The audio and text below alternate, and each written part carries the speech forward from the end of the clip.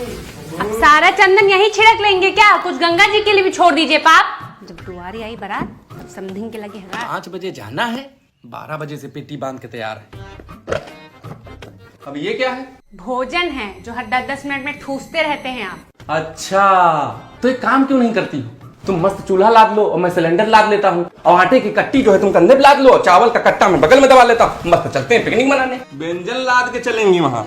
तो क्या वहाँ 24 घंटे पानी में बैठे रहेंगे क्या? आप लीजिएगा जल समाधि, आपके तो पाप भी ज्यादा हैं।